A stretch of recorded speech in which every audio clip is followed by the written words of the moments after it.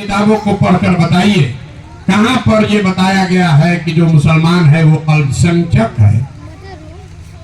भैया अल्पसंख्यक तो कोई धर्म जाति है ही नहीं, ये आपके दिमाग में बैठा दिया गया।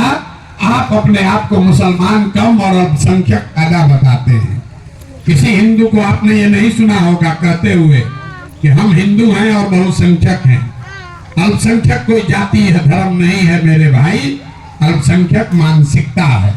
आप मुसलमान हैं और आपको कहीं पर अल्पसंख्यक कहने का कोई मतलब नहीं है। 20 करोड़ की कौम अल्पसंख्यक नहीं है।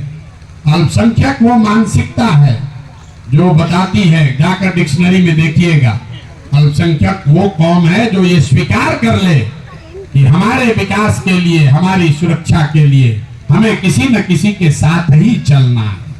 तो ये 30, 35, 40 बरस से जो आप किसी न किसी के पीछे चलने का आपने दौर बना लिया, इसी मानसिक कमजोरी ने आपकी ये दुर्दशा की है। मुसलमान कभी कोई खड़ा होकर कहेगा ए भैया हम लोग अकेले क्या कर सकते हैं? मेरे भाई आपकी ये दुर्दशा इसलिए नहीं है कि आपकी संख्या कम है कि ज्यादा। लालू जी की जाति की संख्या कितनी है? 15%। नीतीश जी की जाति की संख्या कितनी है? 2%। प्रशांत किशोर की जाति की संख्या कितनी है? 3%। नीतीश खड़े हो सकते हैं, प्रशांत किशोर खड़े हो सकते हैं, लालू खड़े हो सकते हैं, लेकिन 18% वाले इस कौम में कोई लड़का क्यों नहीं खड़ा हो रहा है?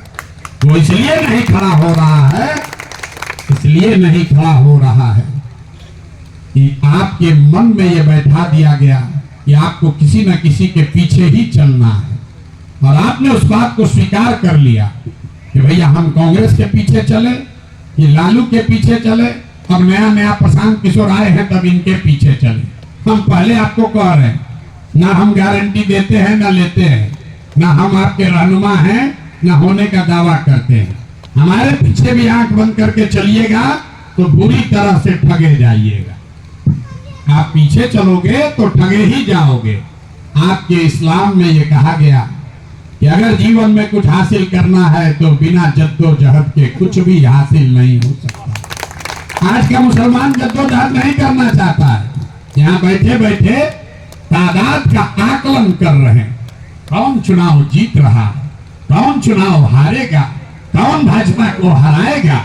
अपने बच्चों की चिंता नहीं, अपने बच्चों के पढ़ाई की चिंता नहीं, अपने रोजगार की चिंता नहीं, खाली तादाद की गणना कर रहे हैं।